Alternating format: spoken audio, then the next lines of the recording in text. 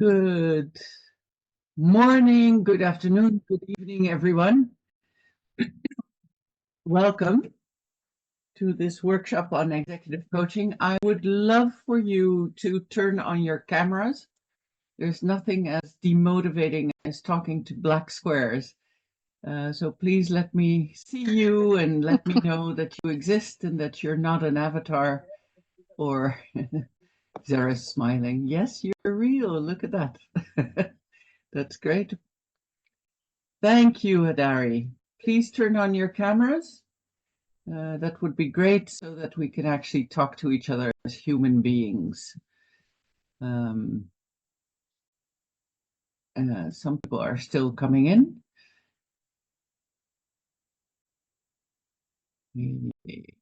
Yes. Hi, Nita. Didn't I see you in the other workshop as well? Yes, you did. Oh, fantastic. Really very impressed. So thank you for that. Welcome back. It's great to see y'all.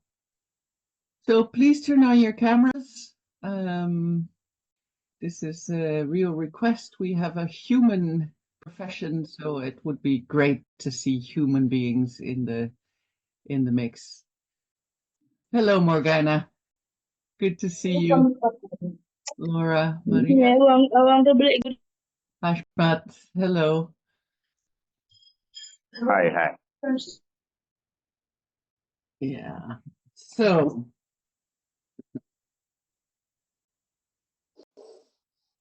I don't know where this habit has come from to turn off cameras. I think we're already in a society where we're not so much in contact, so it's really great to see each other there. But anyway, thank you for your dedication to the profession as well, for coming on a Saturday morning. My gosh, you must really love your jobs to do. My name is Sari van Poelje. I'm a master coach and a master team coach, a master supervisor in EMCC. I'm also a member of ICF. I've been giving accredited coaching consultancy training actually for 40 years now. I don't know, many different countries. And I love our job. So, I love sharing it also with people. In this webinar, we have room to talk to each other. I will present a little bit of my thinking of how can you do executive coaching with TA. I don't know how many of you know TA. If you do, please raise your hands. Oh, fantastic. Oh my gosh, we've got quite a few of them here. I'll try to make it as general as possible as well, so that people who don't know TA can also participate easily in this. Oh, that sounds very Italian to me. Okay, thanks, Laura. So let's start off. Is there anything special you'd like to know or learn? Because there's so much we can do. Susan, why are you here? What would you like to learn or think about or talk about? Yeah, I'm always wanting to learn, but I am interested in transactional analysis. I know a little bit about it, but not a lot. Okay. And I'm living in the Netherlands. I'm an American, but I've been living here a couple of years, and I want to also just learn who's here. And I saw your name, and I was very interested and curious. Yeah. Fantastic. Good. Yeah. Are there any special things that people are interested in that you struggle with, or TA is big area? What are the models we will look into? Okay. I'll give you an overview of all the models and then we'll pick and choose. Okay. Oh, Adari, there's a bird on your head. That's interesting. So let's just start. I will start with something more general, perhaps, so that we can kind of get into it with each other. and then we'll make it more specific as time goes along. So, yeah, me, yes, I am a coach, but I've also worked as a director in multinationals for a long time.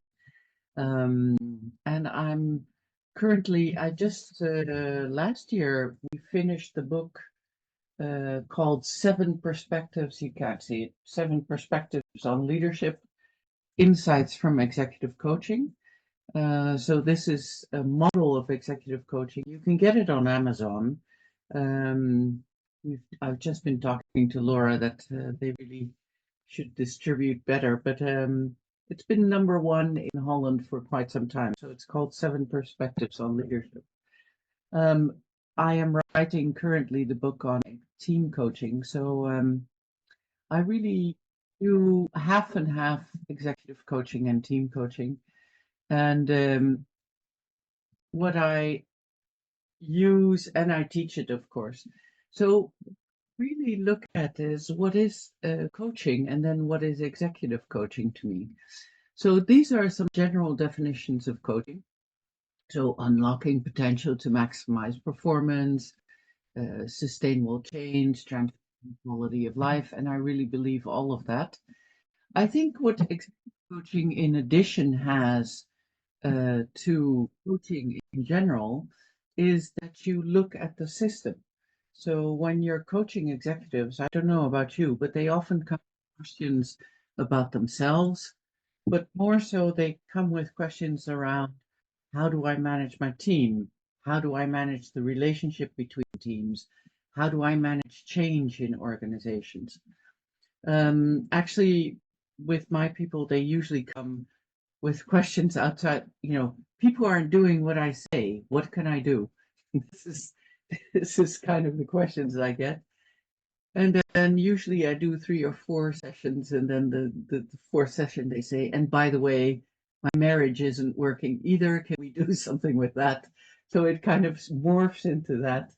And then at the end of 10, because I usually give 10 sessions of an hour, they say, well, I've transformed, but now my business, because the business has to transform as well. Long story short, I think the difference between general coaching and executive coaching is really the systemic point of view. You're always looking for what does, of course, your personal transformation of the executive, but mostly also how does it affect the system around? How does the system affect them? Sometimes you see that I talk with the executives about, the problem you are bringing, is that your problem, or are you actually carrying something for the system? That's also something that you have to pay attention to as an executive coach. Okay, does that make sense so far? Yeah. So it really is a different animal, I think, than general coaching for me, because your view is very different as well. Um, my specialty is on leadership coaching at Dari, and hoping to be soon for executive. Yeah, great. Yeah, you mean the top leaders, Adari? You're talking about the top Yes, leaders. exactly. Yes. The C-suite leaders. Yeah. Yeah, it really depends what your own background is as well. I think it's not that I think executives are better to coach. It's just I was an executive, so I know that world, and it was much easier for me to coach them. I find that executives actually look for people who have been executives themselves. So it would really help, Adari, have leadership experience yourself. Do you? Yes. Good morning and good day for everyone. Well, I'm a certified coach with over than 600 coaching hours, and I usually coach managers and potential leaders. My specialty is on preparing and welcoming leaders to the business. The other thing, I coached managers, directors, and one VP. Good for me. And it was really interesting because where I come from in oil and gas industry, where coaching is not really the norm because of the operational, Okay. challenges that we have. So now with my passion, I came to the new, it's not newly organized, into the organization with a passion and with a mission. And people, honestly, they started to shift their mind, and Actually, coaching is part. Mary, my question was, do you have leadership experience yourself? Have Yes, you been a leader? Yeah. yes. I've been a unit head. Really Yes, helps. yes. Okay. Yeah, supervisor. Yeah. Thank you. Yeah. Fantastic. So, when we coach with TA, really, we say that the ultimate thing we want to reach is that people are autonomous. And Eric Byrne, the founder of TA, said autonomy was really consists of three things: the awareness that you're in the present and that you can actually see, hear, feel, taste as the reality as it is. Now, that's already a lifetime achievement, I think, in general. That you're capable of being spontaneous, that you're free in your actions, and that you can have good relationships. I think this is great for general coaching. Again, for executive coaching, what we also need as an additional goal is that people have systemic potency.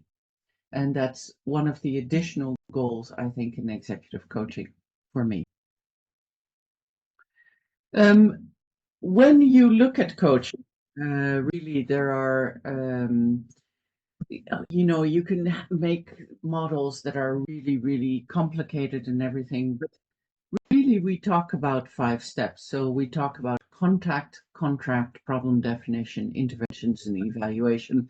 And it kind of goes around. I've drawn it here as a circle, but it's really more strands of DNA that interlink, because you have, for instance, contracting is not a step. It's a process that goes throughout. Contact is not a step. It's something you do all the time. So I've drawn it like this. You will get the sheets, by the way. You don't have to photograph them. Please don't photograph them. You don't have to write with me because you'll get them. But if you ask me for them. So, but this is what I work with. And when I teach, this is the simplest way to teach people what to do in a coaching process. What is in addition when you do executive coaching is that you're not only looking at the person, you're looking at the system that they're in and their relationship to the system. So when I do contact, someone please mute. Hi Georgie, I do contact with a client in an executive role, I not only meet with the themselves, I usually meet with their team as well, because I want to understand what their position is and how their problem interprets within the context. Does that make sense to you? Yeah. Okay, good. So what I want to do is to go through these steps one by one, and mostly I want to hang out in the problem definition area, because that's where people get caught up and where TA has the biggest impact. For those of you who don't know, TA, transactional analysis was created really Eric Byrne started in the 50s.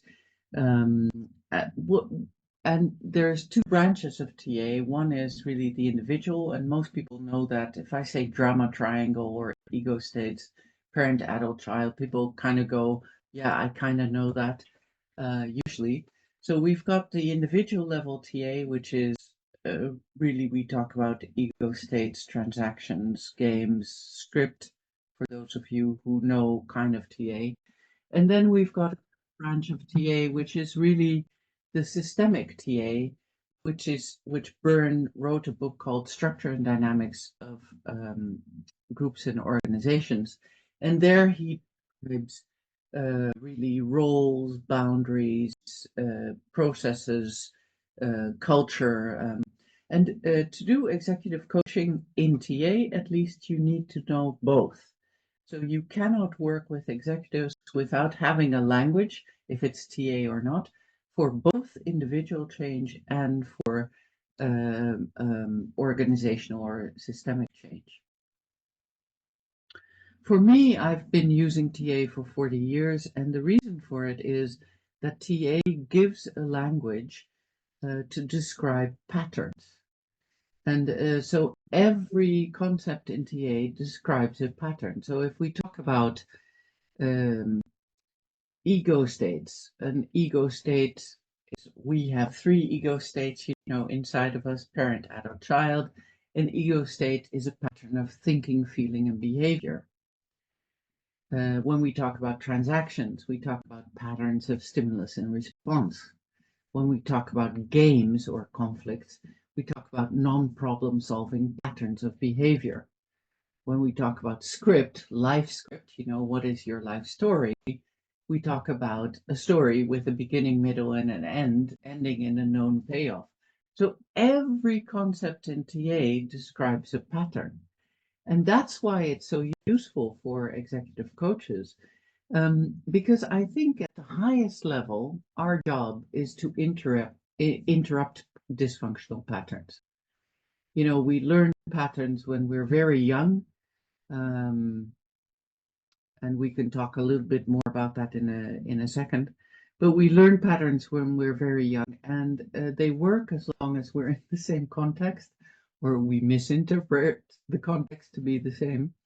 But at a certain moment, the context changes, or you change, and your patterns don't work anymore. That's usually the moment when people come for coaching or executive coaching. So, I've got executives who come to me and say, but it's always worked before. Why isn't it working now?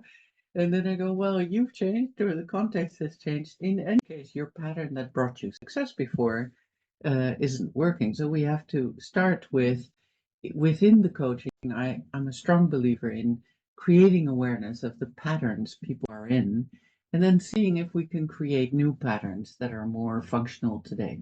Does that make sense to you? Yeah.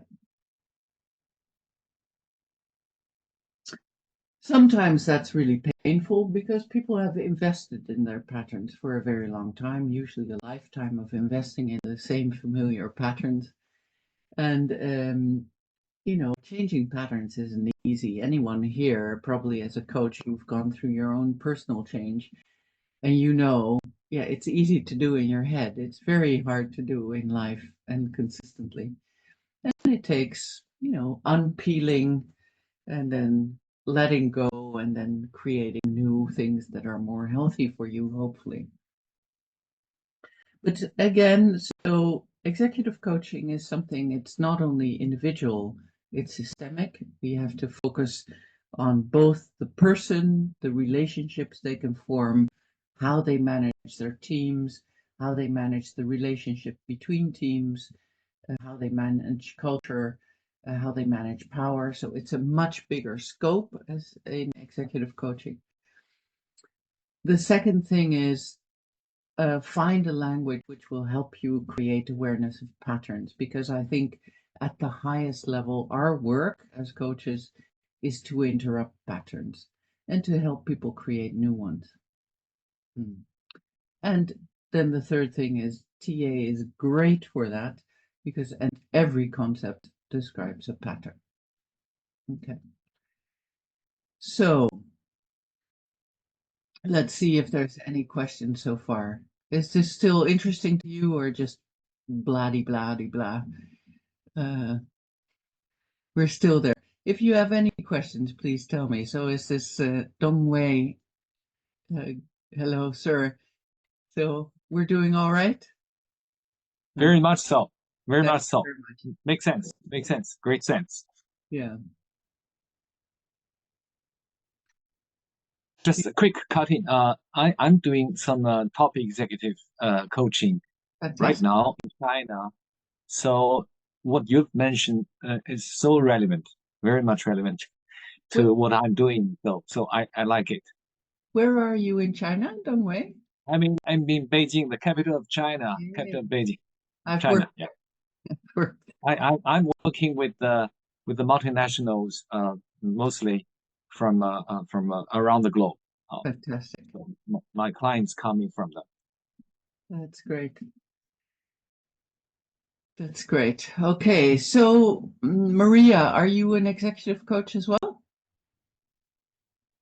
No, I wouldn't say that. Recently qualified about a year ago, so just really building up the experience. Building up your practice. Yeah. Oh, good. Yeah. I don't particularly think, people love calling themselves executive coaches as if it's better than any other kind of coaching. But I really think stick with what you know. Find clients you like and who can afford you. That's my motto. So if what you know is something else, stick with that because that's the easiest way of coaching. Yeah. It's not particularly, I don't know. There's something mythical about being an executive coach that I really want to break through because it's not better than any other kind of coaching, just a different target group. Yeah. Okay, so shall we look at those steps one at a time with that, and let's really make it a bit interactive. So I will go through each step and then ask you some questions.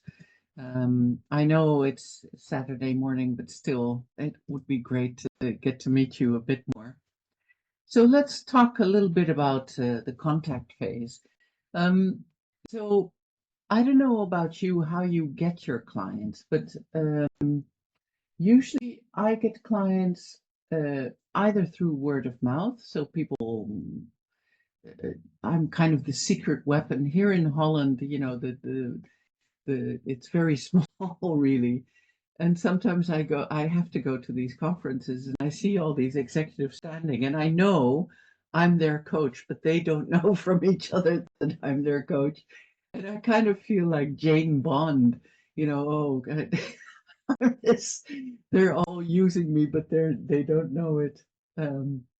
But so people find me through conferences. I speak a lot at management conferences. I post a lot on LinkedIn, but that's more brand awareness, as it were, than sometimes I get people who call me through LinkedIn, but it's not usual. Mostly also because I give training programs, I have a lot of leaders in HR in that, and then they go, oh, maybe you'd be helpful for someone else.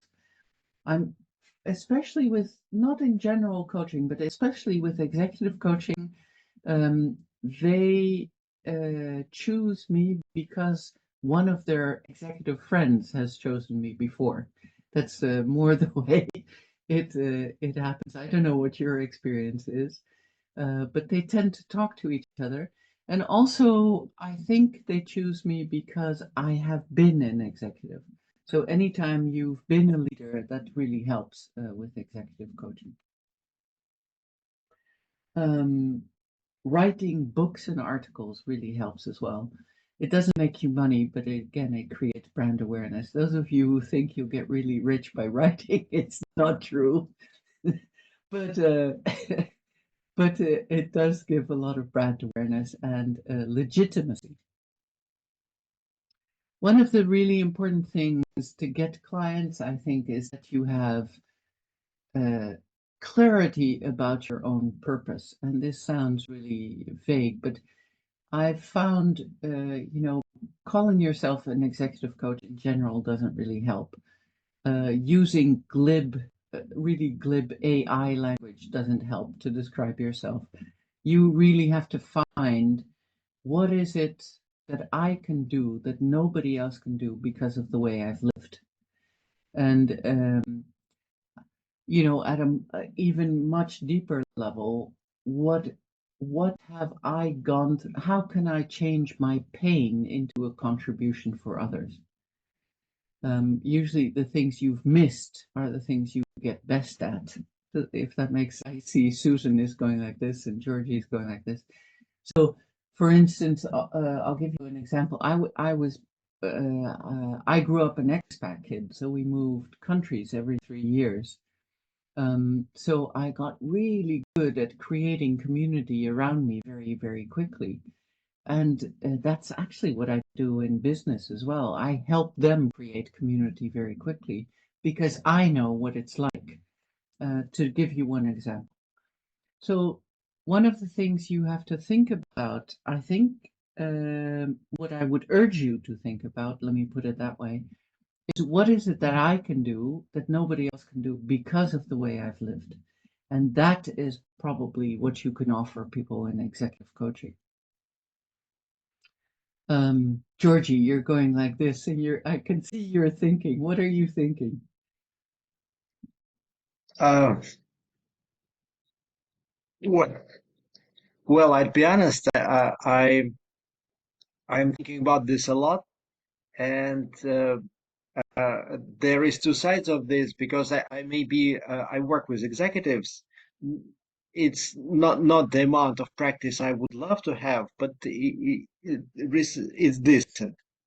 And I'm thinking about the way I built my career and everything else I've done. I could be a little bit toxic to the way that people could develop because I changed companies. I went and 5 years after 5 years I was doing just music, and That's great. I mean, if speaking about the company, they would love for me to work with executive that the executive would be stronger and stay, and working with me could lead to different paths. Listening So to your life, Georgie, about moving companies all the time and also the music, I'm looking at your gestures. You were going like this. Maybe your superpower is creating fluidity, marrying right and left brain, and maybe that's your compelling purpose, as it were. Maybe that may that's something be you're best at. that may be. Thank you. Yeah, it's really good to look at your life, not at this surface level, to look at what did you go, what did you learn? You're talking about yourself as someone who changes a lot. Well, maybe that's what you can teach, you know? That's what you Mm. have to figure out. So in the Purva, hi. Yeah, hi. So I have a question. I have been in corporate for many years, around 2 decades, but it was in middle management. Okay. So if the challenge I face is that if I want to get into executive coaching, I myself was not at that level. Yes. So how to, build that credibility to get the clients, at least initially. Once you have a credibility, then definitely that's not a problem. Second thing is that if I focus on the middle management, One question at a time, Purva. Hold on. Hold your horses. Okay, so I guess what you could teach executives is how to deal with middle managers, because that seems to be your specialty. Middle managers have the toughest job, I think, sometimes because they're squeezed between top and bottom. We call it Purva middle essence. I don't know if you've ever heard the term, but this maneuvering between interpreting strategy into action and then getting the feedback from below and then translating it into strategy. That's something that's really, if you've worked with middle management, that's probably what you help them with. And then executives have a really hard time dealing with middle management. Usually the complaint is they never do what I say, or they misinterpret the strategy. Why aren't we doing this? And then they don't prioritize correctly. So maybe your way in, Purva, is through your experience with middle management and selling that to executives. That's what I would. but I thought executive, they hire a coach because either they want to move to the executive level or, to stay there and make an impact. Do they actually hire a coach just to deal with middle managers? If that's your specialty and you can sell it, then that's what I would do, because I get a lot of executives who have that problem. So stick with what you know, would be my advice. Sure. Thank you. Good luck. So the first step when you meet your client, it's usually, I don't know about you, but I usually get them through telephones or they come up to me in hallways. And they go, do you have time for me? One of the first things is, how do you make contact with someone? Because in actual fact, they have to trust you immediately. And the question, of course, is always, when you have contact with someone, how do you build trust? And there's some of my students in this room, like Morgana and Laura, and they know I teach people how to pitch. So one of the things that would be really good is if you have, we say, name, same, claim to fame, ready to to say in contact. Beata is going, what? So your name, you should know your own name, Beata. Do you know your name? Of course. Fantastic. So score number one. At least the first one done. So we say, when you meet someone, executives especially, because you usually have very short time to impress them. So you go, your name, what I say, who you work for, or what problems you help solve. You have to have that at the tip of your tongue. So you have to say, I usually work with executives. This is true. I usually work with executives. They're all around between 40 and 55 years old. They're all at a crossroads in their careers, either wanting to go deeper or broader, and they're at a transformational time in their life. So blah, blah, but I make it much more specific. So name, you have to say, these are the people I usually work for, and you have to have a claim to fame. So you have to give them an example that they all recognize. So for instance, you may know me from the merger between Virgin and EMI Music. This is true, which is true in my case, maybe not in yours. Or you may know me from blah, blah.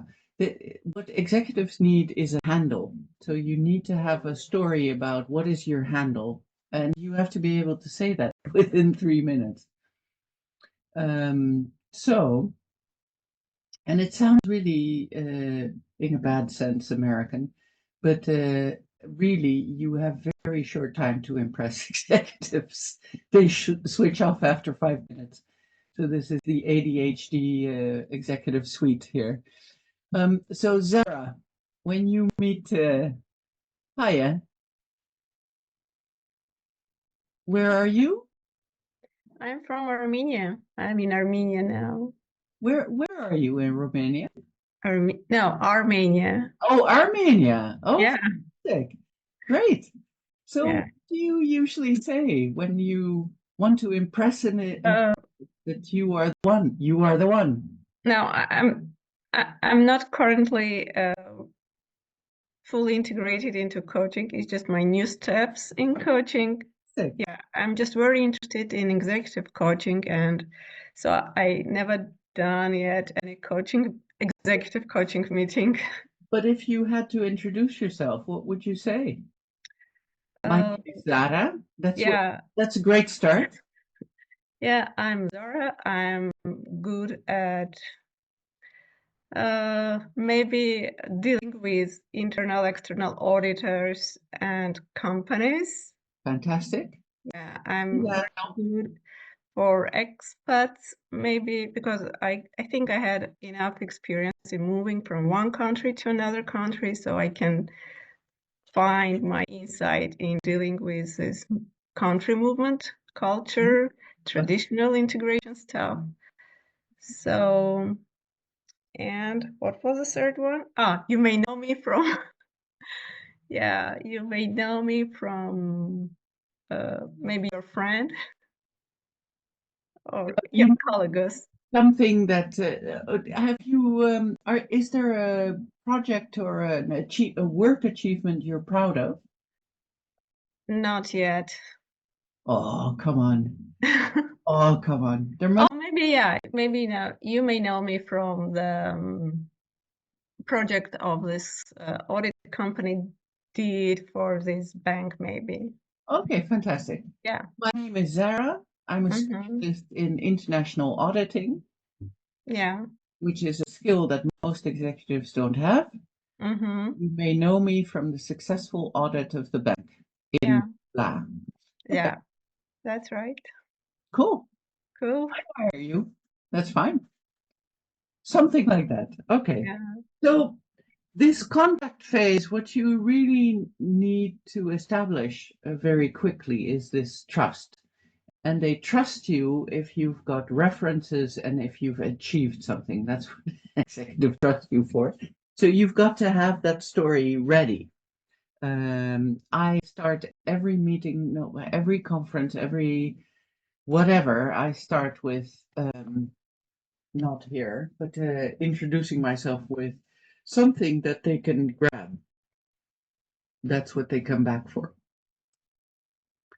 Step number 2 in any executive coaching is what we call contracting. Now, in coaching, this would be the second step as well. You know, it's one of the core competencies within ICF and within EMCC. How do you contract with people?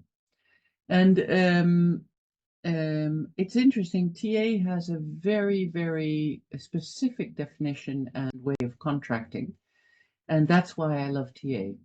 So we say, you know, if you start a coaching without a contract, it's actually, you're having a good conversation, but it's not coaching. You know, you can do it in the bar. So what distinguishes a conversation from coaching is that you actually have a contract. And we say in TA that a contract is, well, you can read it here, is a commitment to a well-defined course of action. So most coaches think that a contract as coach-client is about goals, which is really interesting.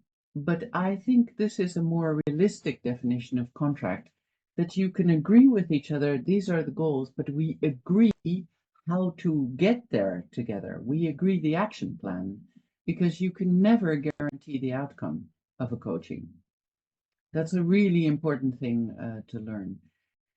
You know, if you go to an executive and you say, I guarantee that within 3 months you'll get your promotion, that's not something you can do as a coach. You don't have that kind of power. But what you can do is agree, listen, I know you want to get this promotion. The skills you have to learn are X, Y, Z. And you know, the course of action we'll take for you to learn those skills is this. That's what we agree on. Do you understand what I'm saying? Yeah. This is really important, because if you commit to goals, you might get into games. And you don't want to get into a game. It's a waste of time and money. We say within TA that there are really 3 levels of contracting, and within executive coaching, there are 4 levels. So normally we say, you know, we have an administrative level of contracting where we just have a legal contract, you know, what is the time, the fee, the duration, the blah. How do we deal with ethics? How do we deal with complaints? Very important to have in your contract. If you don't have it, that's a problem. You have to have clauses around what do you do if you miss sessions. With me, they always pay, because executives tend to change the diary and don't have a lot of attention for my diary, so they pay. You know, it's really important to have a really good contract. Have it checked by your legal person. You know, make sure that it's well funded and well legal. Within TA, we say you have a professional contract level, which is really about the course of action. So this is our agreement about what we're going to do together. It's goals plus, but it's mainly course of action. What are we going to do together? Some people contract for 1.5 hour sessions, or for day sessions, or half-day sessions. I contract for 10 times an hour. And the reason is I want to keep that curve of urgency and importance for them. In my practice, at least, I found if I have longer time, like I take 2 hours, they get bored. So Usually I say an hour and then I try to finish earlier so I exceed their expectations. That's the way I do it, because then they stay interested. Um, and we make session contracts that are very clear as well. You know, every time I see them, I ask, so what do you want to achieve today? Yeah, what do you want to change today? So another question you can ask, just to put them on their toes. We also talk about the psychological contract, which is really the hidden expectations you both have. So in TA, we would say, you know, how are you caught in each other's script? And I often say to my students, you get the clients you deserve in all sorts of ways. So sometimes beginning coaches come to me and they say, oh, it's so funny. I get clients who are all like me. And I go, let's talk about parallel process and transference for a second. You know, sometimes it's really good to see, you know, why me, why now with this client? What is it that they come for? And is that kind of a secret agreement between us? Sometimes when I do executive coaching, like often I'm in we say a three-handed contract with HR, and the secret agreement that HR wants is, I want you to help us fire this person, for instance. And then I have to think, am I agreeing with this or not at a very deep level? Do you understand what I'm saying? Yeah. So you really have to think about what is the, as my nephew says, what is the undertowed? What is the, don't look at the waves, look at the currents. What are they really trying to achieve? Yeah. Within executive coaching, we have a fourth level of contract with it, which is the systemic contract. So around all of this is, what are you achieving with this person that will influence the system? That's the big difference with executive coaching. So you're always looking for this interaction between what you're doing individually and what's happening in the organization. Does that make sense? Yeah. Okay. So this much about contracting. Is this so the question for you here is there, what kind of contracts do you make with your clients usually? So do you do 10 sessions an hour, or do you do 3 days? Or I have one colleague who says, I don't do 10 times an hour. I invite them to my ranch in Spain and they can stay for 5 days at my ranch and get a butler and a swimming pool, and then they're cured. I'm going, come on, you know. But okay, you know, it works for him. Apparently it works for the executives. But there you go. What kind of contracts do you make? What is your usual kind of practice? 8 times 35 minutes. 8 times 35 minutes? Sorry, 45 minutes. Yeah. 8 times 45 minutes. Yeah. That keeps them interested, Laura. Yeah, sorry. Go ahead. Long way, please. 10 times as a duration, or 12 times, and 1.5 hour or 1 hour per session. Okay. So minimum 6 times. Okay. No one-time coaching for me. No, for me either. Yeah. Yeah. Anybody else? Nitra, how do you do it? Yeah, so I think 6 to 10 sessions, but I would say minimum 1 hour, and you know, it could go as long as the client wants. And this is I think somewhere where I have to work on myself, because I do feel I've got the try hard driver. So I always feel that a lot needs to be done before you know, things are achieved. So yeah, I'm working on that. Yeah, it's good to go back to the contracting then. Yeah. It's I find it's really good to just, sometimes executive coaches become part of the furniture in an organization, and I think you become less effective then. So it's really good to have a set time where you end and then really end it. And then the next, and then maybe a next problem comes up, but then you contract again. Yeah. Sometimes people come back. I've got, they come back after 5 or 10 years. They go, oh, I'm in a new phase of my career. I want to get some more. I want to get a new shot, vitamin shots, kind of. It's a bit like that. Okay. What is really particular in TA is how we do the problem definition. So I think, and I'll go through this with you, and we'll hang out here a little bit, because this is really where it gets interesting for me in terms of what is special about executive coaching, but also about TA. So I think for me, one of the things that distinguish professional coaches from people who just do it on the basis of intuition is this phase of problem definition and creating an intervention plan.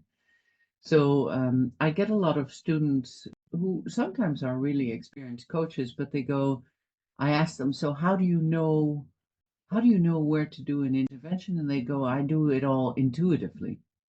And that's fine as far as it goes. But what I love about TA or any type of coaching training is you educate your intuition. So executive coaching, as any coach form, is a science and an art, and you need both.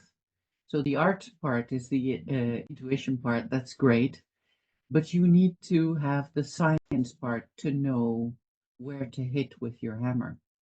Eric Byrne had a very particular anecdote where he said, the plumber comes to your house to fix the boiler, and he looks at the boiler and he takes out a hammer and he hits the boiler, and the boiler starts working again. And so the client goes, so how much does that cost? And the plumber goes, it cost $100. He goes, what do you mean $100? You've been here for a minute. And the plumber goes, yeah, it's 1 minute to $1 to hit and $99 to know where to hit. That's really the difference between a beginning coach and a professional coach, is this where to hit. And if to know where to hit, you have to have a framework in your head that helps you understand where clients are stuck. Does that make sense? Yeah. And TA is great for that, because it really gives you a framework. Where are people stuck? Where do we have to hit with the hammer? And I should add a fifth column to this, but we'll talk about it. So the way I look at how to define the problem is really what you see in front of you in terms of problem definition. But you can use any model for that. It doesn't really matter if you know TA or not. I work in order. So I define the problem in order, but I work in this order as well.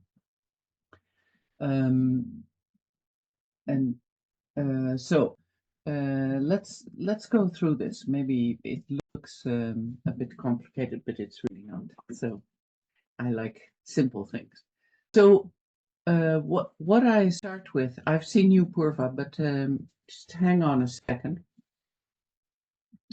So what I start with is first to really get a sense of what is the personal purpose of this person. What is it they want to achieve in their life? It goes beyond contracting. Contracting is usually about the stuckness, but I really want to understand, beyond what you're doing today, what is it you want to achieve in your life? It goes beyond their work for me. So people who are in executive coaching with me know that it's not only about professional development, it's also about personal development. And so there's a couple of things. You know, we do an intake. We already know more or less where they're stuck. They go "Bleh," like this, and then you go, so these are the things that I'm hearing. What I listen for is first, what is your purpose? And there's a couple of ways to do that. I've written some questions down here today. So some of the things I ask to figure out the purpose is, what do you want to change? Because they're probably there because they do want to change something. They're stuck in something. And then I ask, what are you doing instead of that? Because people distract themselves very easily from change. And then in TA terms, I don't say this to the client, but the way we think in TA is what beliefs, we say script beliefs in TA, but you could just ask, what beliefs are you confirming about yourself, others, and life by not doing what you want to be doing? These questions come, I was trained by Robert Keegan and Lisa LaHaye in Harvard, and they wrote a book called Immunity to Change. And one of the things said is, well, people often don't do what they should be doing because they have a competing commitment underneath. So people, for instance, one guy had to take his heart medicine and he wasn't taking his heart medicine despite the fact that he might die if he didn't take his medicine. And they interviewed him and they said, so what do you want to change? And he said, well, I want to start taking my medicine. What are you doing instead? And he said, well, I'm not taking my medicine. I'll make it very simple for you. And they asked, so what does that mean then? And he said, well, you know, I think of myself as a failure because I'm not doing the basic things to stay alive. And then they asked, but what is your competing commitment? And he said, strangely enough, I don't want to become like my father. And they asked him, so what do you mean? He said, well, my father was a heart patient, and because, you know, if I take the medicine, I'll be like him. It's just strange things. People are strange sometimes at the basic level. We have irrational thoughts and compelling, you know, competing commitments not to change. So that was, this is the reason I asked these questions. What I really want to know in that first phase is, what is the smallest thing we can do in our coaching that will make a change of pattern for you? Not the biggest thing. I'm interested in the smallest thing. And because that's achievable. Like, for instance, for this guy, keeping my commitment to come on time was a big thing. Because that meant he was reliable, not like his father. Yeah. You understand what I'm saying? Yeah. Sometimes I ask the big question, like, if you can transform your pain into a contribution, what is your compelling purpose? You know, that's the big question that's in the back of my head. It's also a good question for you. Once you get out of this webinar and start your real weekend, you could go to your loved ones and say, what do you think? What is my compelling purpose? It's a good thing to ask. Once we've done the intake and I understand where they're stuck and what they really want to achieve, I really look at where is your stuckness. And for me, there are four main levels in executive coaching. The other level isn't on here. But the first level I look at is, where are you stuck in your behavioral patterns? So what are you doing that is stopping you from changing? That's a simple way of saying it. In TA, we have a lot of concepts which have to do with your behavioral patterns. I wrote some of them down here. For those of you who don't know TA, you can forget this immediately. For those of you who do know TA, you know, the behavioral concepts we use are things like functional ego states, transactions, strokes. So we look at, you know, what voice do you, I'll translate it simply, what voice do you use most often in your communication? How do you communicate with other people? How do you give recognition to others and to yourself? That's a behavioral level of intervention. I'll give you an example. So this is a true story. I was coaching an executive, and he came to me and he said, "Oh, my people, I don't know what happened. It was a family business, I have to say." So he said, "You know, I don't know what's the matter, but everyone is scared of me, and so they don't share their information, and so it's becoming more and more difficult to manage my team." Basically, that's what he said. And you know, I never take anything for granted. So I said, "So where do you work?" He said, "I work in a factory, a very famous fashion design factory for sweaters. And it's been in my family forever. My father was a great leader, but I think I'm failing as a leader because no one will talk to me." Okay. So I said, "Let's go to your factory. I really want to see." We had a longer talk, but I really want to see how you do this. And I kid you not, I went to the factory. My students know this story, but I went to the factory, and there was a factory floor, as you would expect of people making and designing beautiful, beautiful garments. But he had built a platform in the middle of the factory with glass walls. And all day he would turn his chair checking the people on the factory floor. And I said, "Well, gosh, you know, your behavior is kind of scary." So if I were on the factory floor, I'd be pretty scared of you too, because you're watching me all the time. And yeah, so you know, sometimes the behavioral intervention is easy. Just take down the platform. Please start walking around on your factory floor and check in with people. So that would be the behavioral level. I'm giving a really extreme example, but you know, sometimes people talk in a way that really confirms the pattern.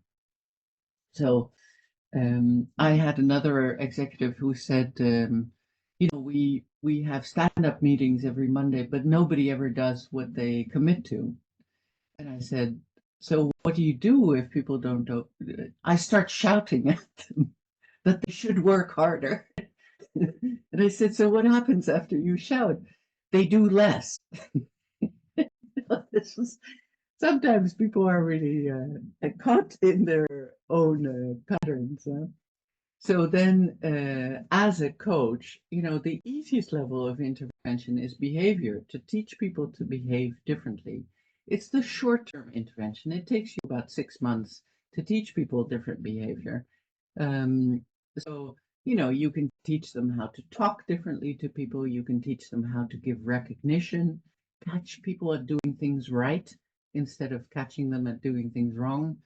You can teach them how to use different voices, ego states, we say. That's the behavioral level of intervention. Okay. I'm a lazy coach. Not really, but I'm a lazy coach. So if I can just do it through behavioral interventions, I'm happy. Sometimes, you know, really experienced people who've been coached with me before, they come back for their vitamin shot and they go, "There's this one problem, I don't know what to do." And it's just a behavioral thing. And then it's fine. Okay. The second, after personal purpose and behavior, what we look at is what kind of relational patterns are people stuck in? Am I still making sense to y'all? Susan is going like this. I'll take her as a representative of group. Nita, thank you. We've got loads of concepts in TA to describe relational patterns. I'm sure if you use different models, you will have different concepts. It doesn't really matter what concept you use, as long as you do have a framework of concepts that will give you words to describe patterns. And it doesn't matter if it's NLP or Gestalt or TA or I don't really care. TA happens to give a great language to describe patterns. So within TA, we describe, there's behavior and then there's relationship. How do you construct relationship with people? So already within this framework, you see different ways of creating relationships. Some people have their camera off, some people have their camera on.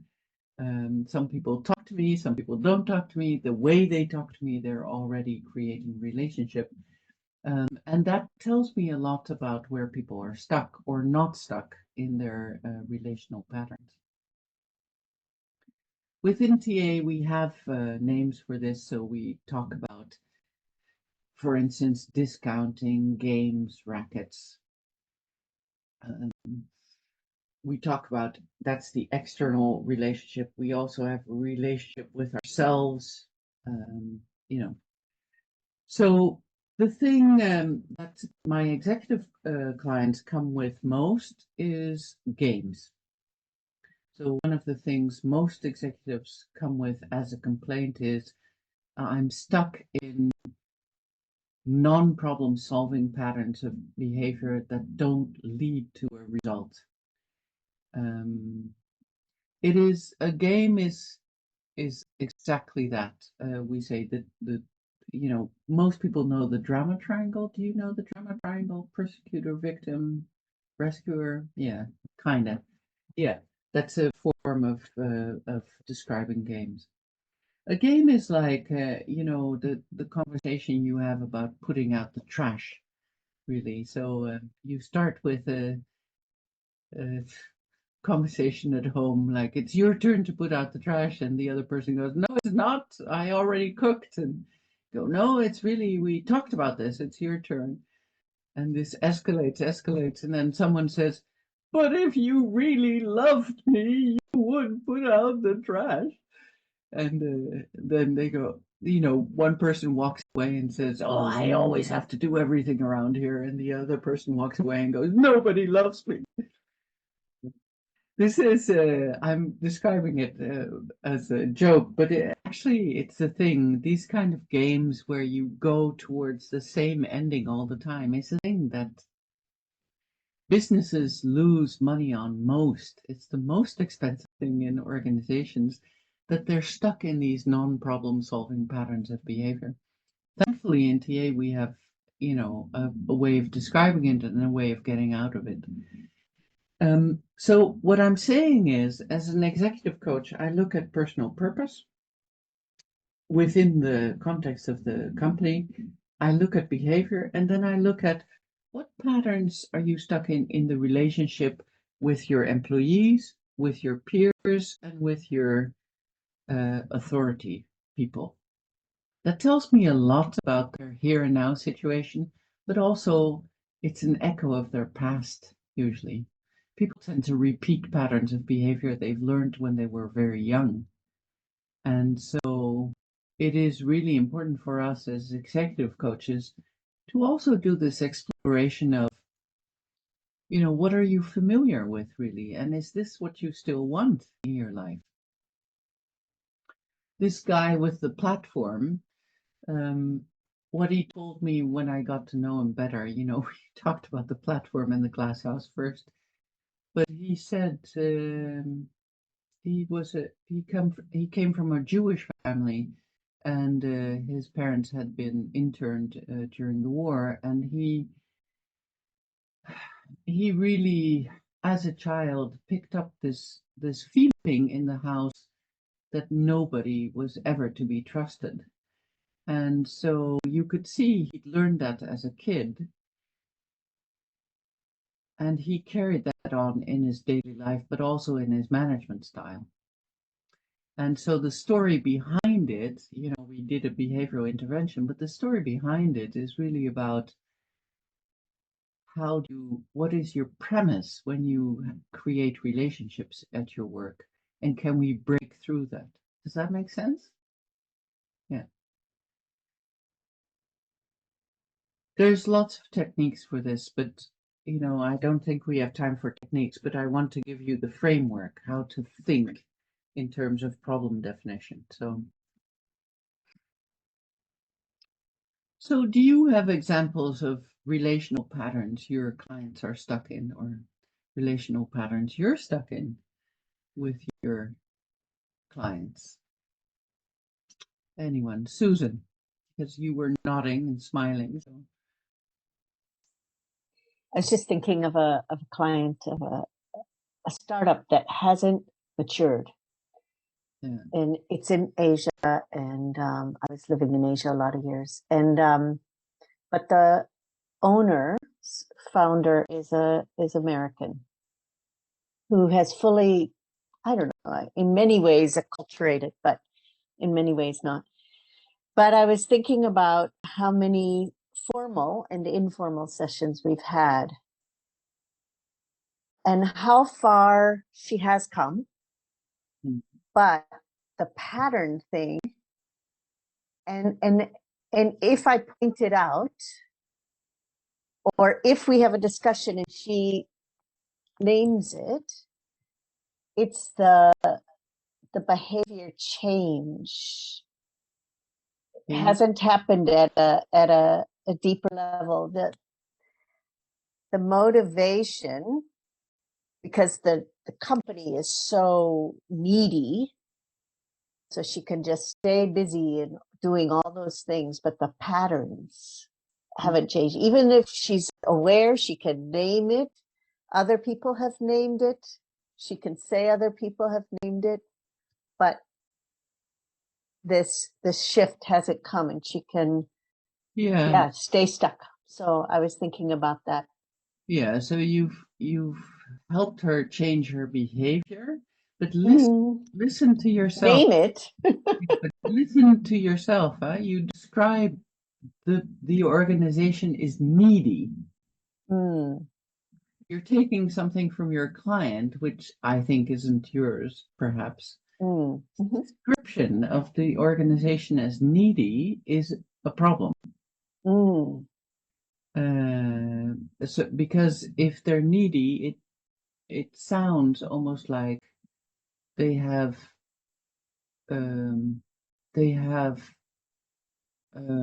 it sounds negative. Let me put it that way. It sounds parental, really, to say that, and it feels like one of the things that you could check is maybe they're not needy, maybe they don't have the right tools or competencies to actually meet her demands. And the question is different, because 50% of the responsibility of an executive is to educate their people. Exactly. And forget that. Yeah. So exactly. So, be very mindful of, if you're already saying the organization is needy, I can just imagine what your client is saying. There is something really angry and perhaps to be checked in that. Yeah. Yeah. Oh, yeah. Yeah. It's very much exactly what you're saying.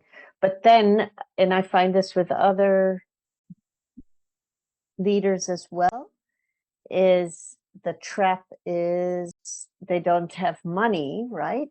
Everything's going and there's not enough money to pay for training. And if you confront that and say, there has to be money for training for yourself and for others, but then there's no action follow-up to that. I'm not actually not talking about formal training. I'm talking about the responsibility of a leader to educate their people. Yeah. Okay. Right. Able to meet demands. That's right. That's definitely lacking. Yeah. Because often executives set tasks and then don't teach people how to exactly. And exactly. They're setting up their employees for instead of for success. Yes. So that over and over again. Yeah. So that would be something to check. Yeah. Thank you. Okay. Good. The last level I look at to do my problem definition. So I have this intake and I get a sense of what their goals are, and what we call the presenting problem. So what their ongoing complaint is. This is what they tell me in the intake, and then I do a follow up to really check out where are you in these levels. So where are you stuck in getting your compelling purpose met? Do you even have one? Do you know what you want to get done? Where are you stuck in your behavior? Where are you stuck in your relationship to others and to self? I was just working yesterday actually with a very, very successful event organizer. He went from nothing to running a business now of, I think, more than 20 million revenue within 2 years. That's pretty good. He's a pretty cool guy. He's he's a beautiful man, very successful. He's got a home life, which is already very special. He's running a great business. He's made it international as well. So it all ticks the boxes. But when I listen to him, this is relationship to self. Sometimes he says things which are so negative about himself, and you have to catch that as an executive coach. Really listen to what people are saying. So he says, da da da, my business, blah blah blah blah, and I said, "Gosh, your leadership team is lucky to have you." And his response was, "Ha ha ha, I'm a really difficult person to work with." And I thought, this is interesting. And he said more of these, we call it the child ego state betraying the parent, really. He had more of these kind of slips of the tongue where he said really negative things about himself, when on the outside he's a really successful guy. So one of the things, apart from relationship to others, what I really look at is the self-talk. So what are they really saying about themselves? Because it's an indicator for how they keep themselves in pattern. Does that make sense to you? Yeah. So I listen. When I listen to my clients, I listen for patterns and silences, and I listen for betrayals of past. That sounds really mysterious, but I listened for the patterns that we're talking about now. I listened for silences. What are they not talking about? So, for instance, now I don't know about you, but I've had a lot of executives who've had to deal with loss in their teams through COVID. People have died. I mean, literally died, and they don't talk about it. But everyone in the team is suffering because there's delayed grief, like people, let's go back to normal, but actually they've lost colleagues. So I listened for, what are you not talking about? And I listened for these kind of markers of past. When my client says something like, yeah, but I'm a really difficult guy, or I see him, it's really weird. I kind of have a picture of him. What must have he gone through in his life to end up like this, talking about himself like this? So I have this fantasy about how he grew up. I can see this little boy getting it, and it was true. I checked it with him because I heard him say this. I said, do you notice how badly you talk about yourself? And it has an influence on your team. And he said, no. And I think it's true. He didn't notice. And I said, do you know where it comes from? And he said, yeah, I had a very dominant father. Nothing was ever good enough. So I became this overachiever. I'm good at sports. I'm good at this. I'm good at that. And it's true. He is. He's a marathon runner as well. And, he does everything. And I said, God, you must be tired. He said, I'm so tired. That meant he was ready to change. I'm so tired. Yeah, time to do something else. Yeah. How to be successful without trying so hard. Then that becomes the theme of the executive coach. Okay, the last level, the fourth level, sorry, I look at is the narrative level, and we're kind of in that. How do I look at where my clients are stuck in executive coaching is the last level is what stories do they tell? And the stories they tell often, culture, building a culture in teams has to do with what stories you tell. So culture is really stories repeated over and over again until they seem true. That's really. But in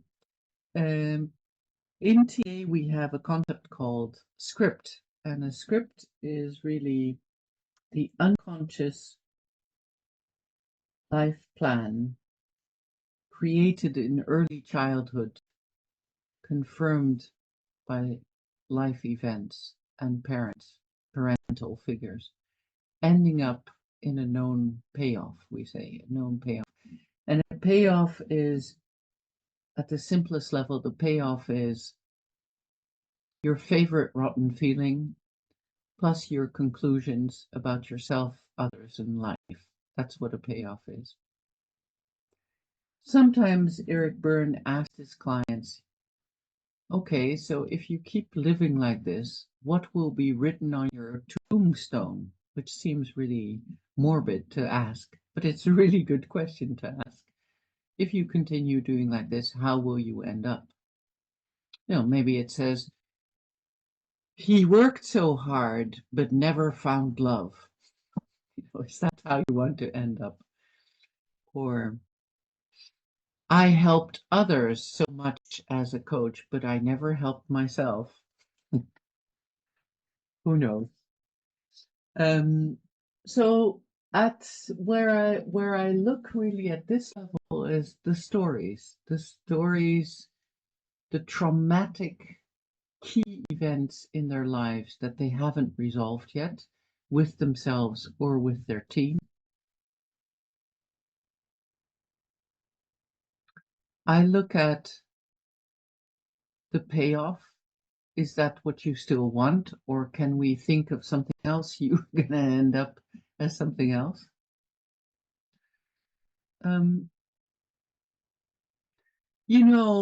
This unconscious narrative level in our lives is the thing that most affects the outcome of what we do and what executives do. It's not the behavior or the, relational patterns are just the outcome of that. But it's this unconscious base tone in our life, which we call script in TA, that really determines, the patterns in your life. And so I deal with that. I usually deal with it after I've known them for 2 or 3 sessions, because it takes trust to talk about these things. Often I ask them about the key events in their life or key traumatic events in their life, both positive and negative.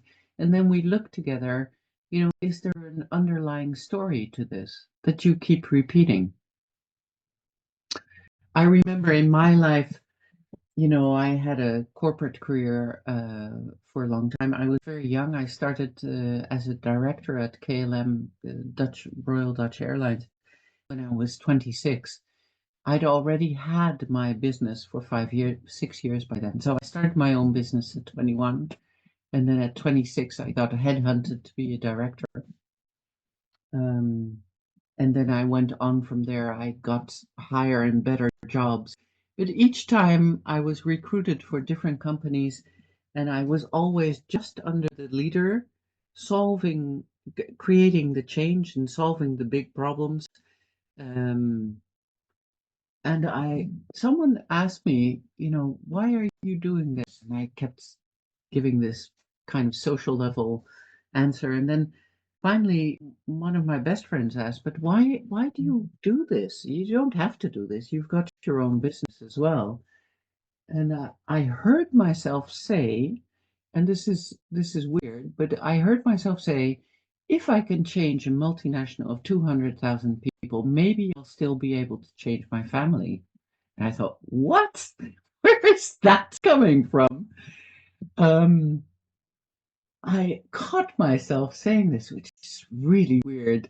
This is the script outing itself, really, the child ego state betraying the underlying pattern. And I have to tell you, I'd been doing that for 23 years, and 2 weeks after that, I resigned. I thought, if this is what I'm doing, always being the one to change, and then my boss getting the bonus, what the hell am I doing here? I'm repeating a pattern. I'm getting paid a bit more and more for it, but actually I'm still in the same pattern. So I'd better leave and change things. So that was really a turning point for me.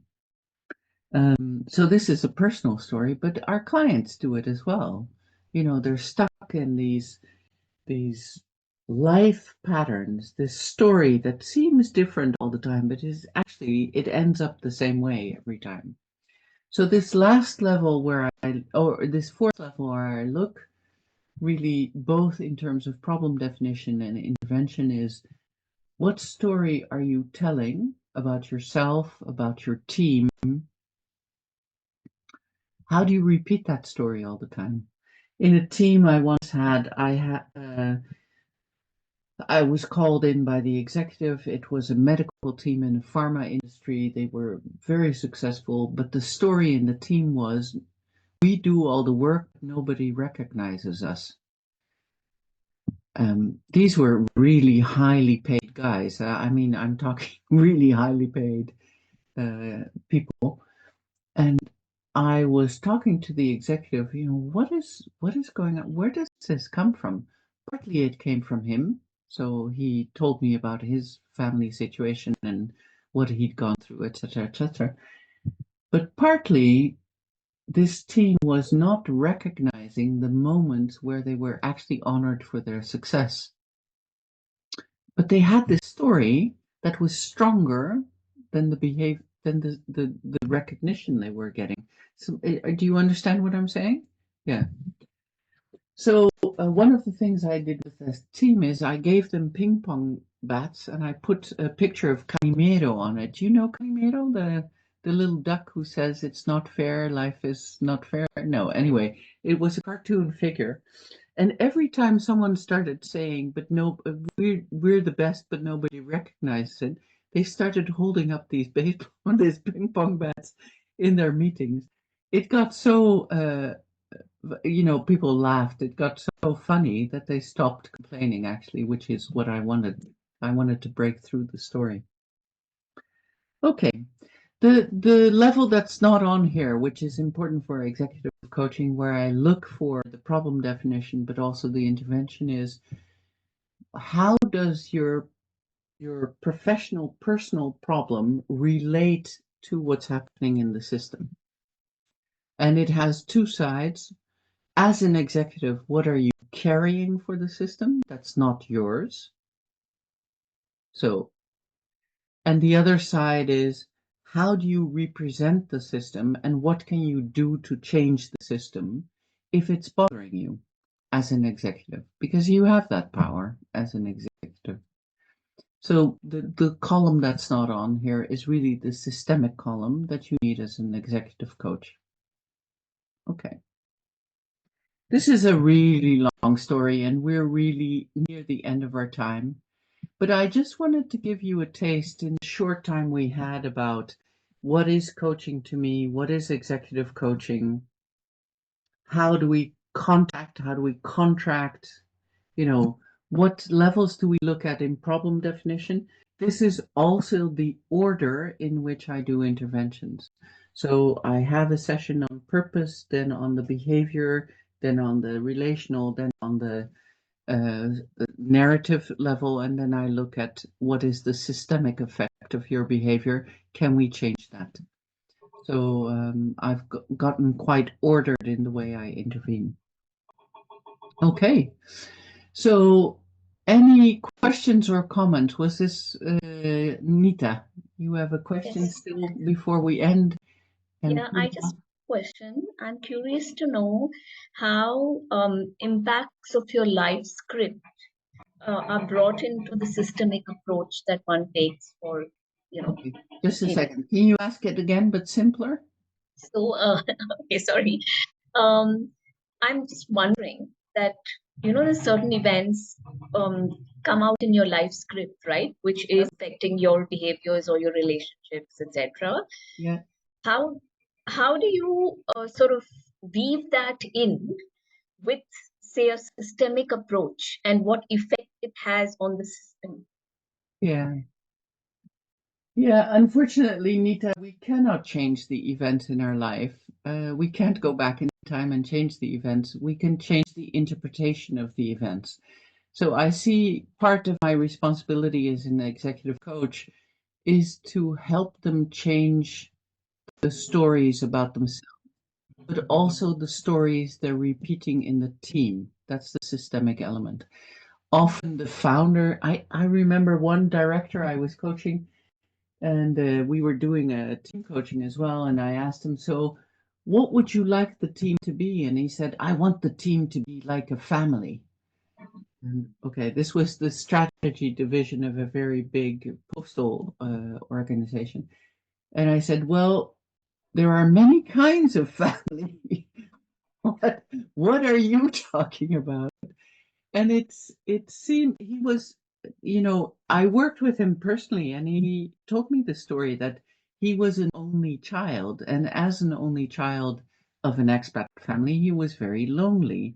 And so he was trying to recreate a family type relationship within the team, which is really not the place for it. If you want to do that, you have to do that in your personal life, but your colleagues, your employees are not your family unless you run a family business, of course. Really, yeah. So I worked with him to see what was the effect of his narrative, his personal narrative, on the system, and that's how I weave it in. Okay, we have 3 minutes left. Purva, you have a question? Maybe Yes. In a short behavior, question, please. A short question. yes, in behavior patterns, you had said that you teach them if required about voices and ego states, etc. So, do you teach them the TA concept, the whole TA, because it is a complex topic and not everyone can understand, and going such deep will take a lot of sessions. If you know TA very well, it's very easy to explain. And I do think I'm a guest in people's lives, and they have to go on without me afterwards. So if I can teach them something, then they will be able to do it later with other people. And that's really what I want. I want them to continue with their success afterwards. So then sometimes I have to teach in executive coaching as well. Yeah. Okay, thank you. You're welcome. So we're at the end of our time. Hi, Didem. It's good to see you. Is there any comments, questions, dreams, nightmares that I can still deal with in the 1 minute we have left? I believe in quick change. Susan. Sorry, I don't want to take time, but I want to know if you have someone who can see some patterns, Yeah. but is not moving towards change. Yeah. How would you deal with that? I would think it's their choice. Yeah. Yeah. And reflect that back, making it conscious. Oh, yeah. Yesterday, I had someone who was really stuck in a pattern. And I said, listen, you have 2 doors. You can go, there's a door back to your past. You can do what you've always done, and you can always go back to that because it's familiar. It's fine, but you won't learn anything because you've been doing this all your life. And then you have another door, which is transformational, which is really scary. You don't know know what's going to happen and you don't know what your next step is going to be. But Yeah. you're standing in front of this door and you have to go through it. You do, I'll support you. I'll either help you do your old pattern without consequences that are so painful, or I'll help you do the transformation. But it's up to you. It's your life. It's not mine. That's right. That's the dignity. Yep. Exactly. Okay. Thank you. So, folks, was this, you've spent time with me. Thank you for your commitment and dedication. Was this good, bad, or ugly for you? Cool banana. I wish you a great weekend. Thank you, Boria. I like the thumbs up. Thank you, Pepe. I've seen you before. I wish you a great weekend, and I hope this has contributed somewhat to your thinking and your feeling about executive coaching. Let's hope we meet again. Thank you, Sari. Bye. You're very welcome. Thank you. Thank you, Sari. Bye bye. Thank you Thank you much. very much. Bye. Bye bye. Bye.